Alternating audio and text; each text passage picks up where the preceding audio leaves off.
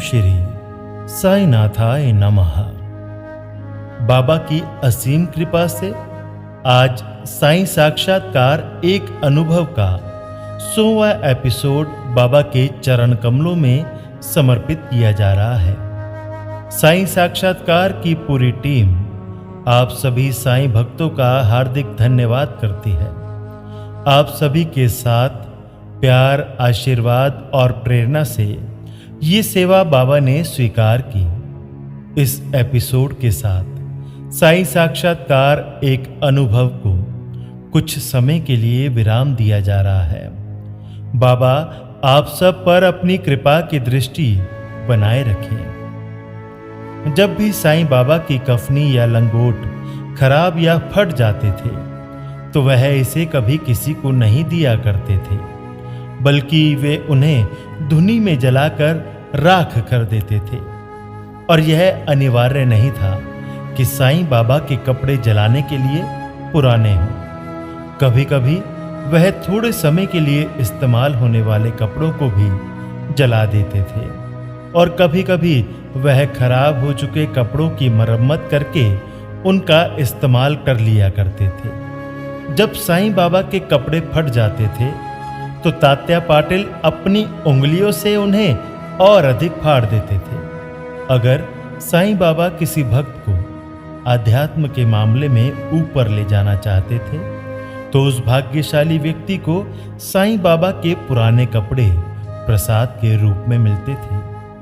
साईं बाबा के वस्त्रों में अपार शक्ति थी। एक बार साईं बाबा ने महालसापति को अपनी कफनी भेंट की। इसका परिणाम यह हुआ कि बाबा के समाधि लेने तक महालसापति एक सन्यासी की तरह रहे और साथ ही अपने परिवार और सामाजिक लगाव का भी ख्याल रखते रहे। एक अन्य उदाहरण में साईं बाबा ने अपनी कफनी मुक्ताराम नामक एक भक्त को दे दी।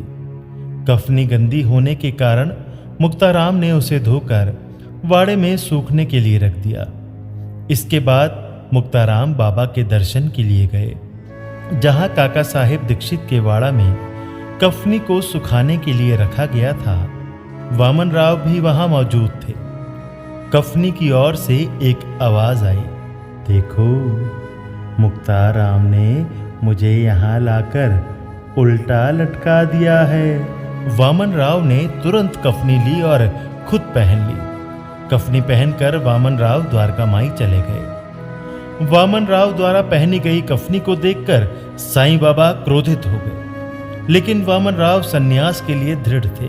इस घटना के बाद जब समय आया तो वामन राव आध्यात्म के मामले में बहुत ऊपर चले गए।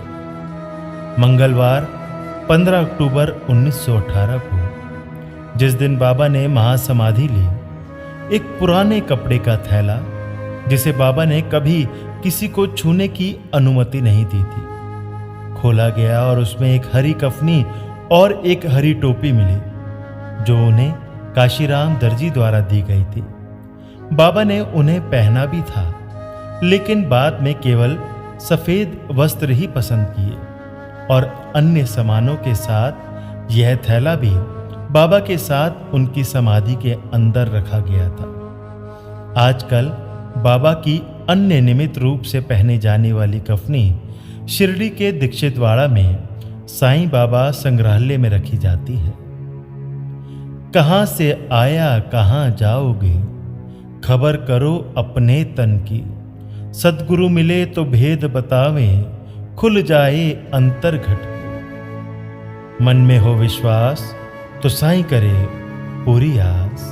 श्री सद्गुरु साईनाथार्पणमस्तु। शुभम भवतु। सद्गुरु साईनाथ महाराज की जय।